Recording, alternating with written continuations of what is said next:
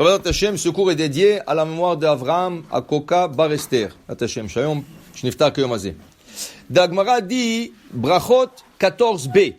Amar Ula, Kol HaKoreh Kriyat Shema Belo Tefilim, Ke'ilu Me'id Edut Sheker Ba'atzmo. Dit Ula, quelqu'un qui lit le Shema le matin sans mettre le Tefilim.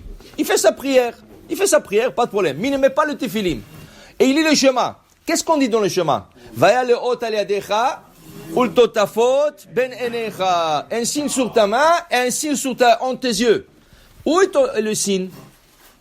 Tu as dit que ça serait un signe sur ta main et un signe entre tes yeux. Ceci est considéré comme un mensonge. Okay? Dieu, une chose qu'il n'aime pas, c'est le mensonge. Pour Dieu, c'est inacceptable. Vedover emet bilvavo. Il veut que tu parles la vérité, même dans ton cœur. La Gemara raconte, il y avait un rave, il vendait la fourrure. Il vendait de fourrure. Il est rentré un client, il lui a dit combien il a été intéressé pour acheter quelque chose, il a dit combien, il lui a donné un prix. Il a dit non, c'est trop cher. Le rave, il lui a dit, écoutez, juste en face de moi, il y a un autre magasin. Alors, allez-y là-bas, demandez le prix, et vous allez voir. La personne, il est parti là-bas, et il a vu, c'est beaucoup plus cher. Beaucoup plus cher. Il avait raison celui-là, il est honnête. Il est retourné le voir. La chose est, le rabbin, il s'est mis à faire mincha.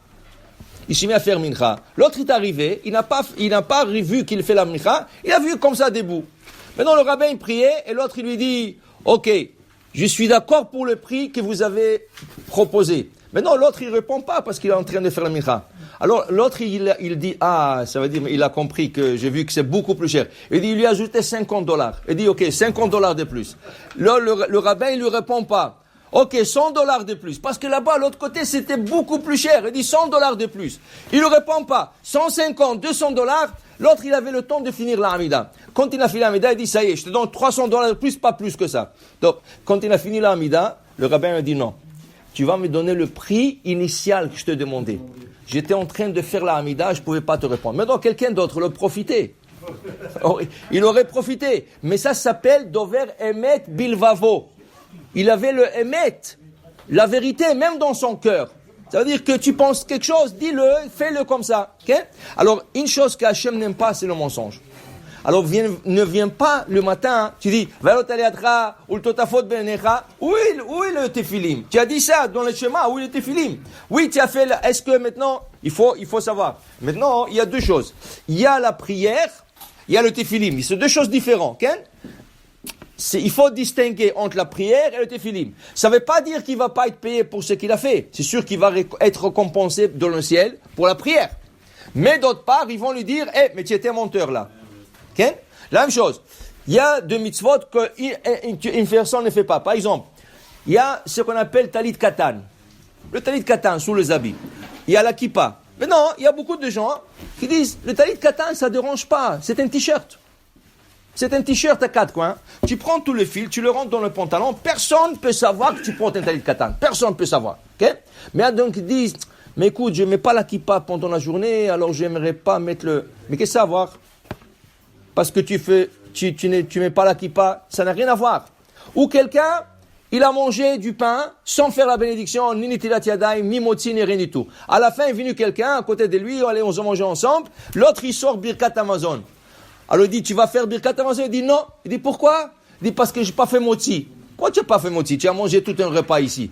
Non, j'ai pas fait la bracha de motzi. Ça n'a rien à voir. Tu n'as pas fait la bracha de motzi, mais tu peux faire Birkat Amazon.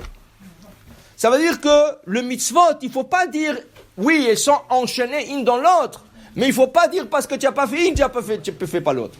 Alors c'est sûr que quelqu'un qui a lu le chemin sans le tefilim, il va être accrédité pour la prière.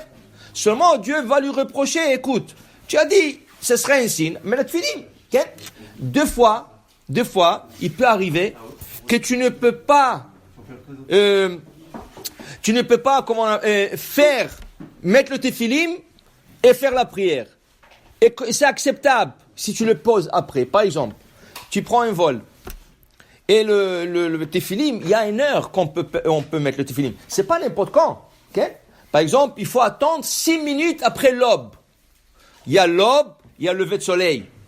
Entre l'aube et le lever de soleil, il y a 72 minutes. L'aube, c'est le temps qu'on voit sur l'horizon le rayon du soleil. Le soleil n'est pas encore sorti, on voit le rayon. L'horizon devient clair. Après 72 minutes, tu peux voir le bout du soleil. Ça s'appelle Netzachama, le lever de soleil. Okay? On peut commencer à mettre le téphilim 6 minutes après l'aube.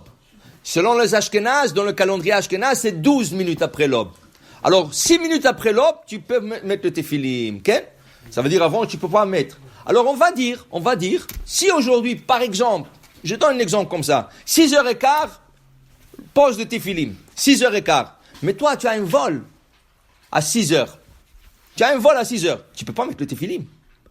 Même si tu veux prier avant, tu ne peux pas. Ce n'est pas encore le moment de la prière. Alors, tu montes sur l'avion, mais tu dis, attends, quand je vais arriver là-bas, ça va être 10h, il n'y aura pas de minyan. Et je ne pourrai pas prier en minyan, mais c'est inconfortable aussi pour toi de faire la prière parce que tu ne peux pas mettre debout. L'avion est pacté et tu ne peux pas déranger la personne qui est à côté de toi. Qu'est-ce que tu fais? Tu fais ta prière assis. Toute la prière. Le Shema, la Hamida, toute la prière tu fais. C'est téphilim, non?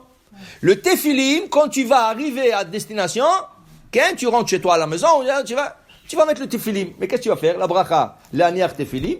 Tu vas lire le Shema encore en complet. Tu veux le Shema. C'est tout. Tu as fait déjà la prière. Alors la prière a été faite. Ah, mais comment? Tu as dit dans l'avion, tu as dit Valot aliadecha ou le Totafot benecha et tu les avais pas. Oui, mais tu pouvais pas.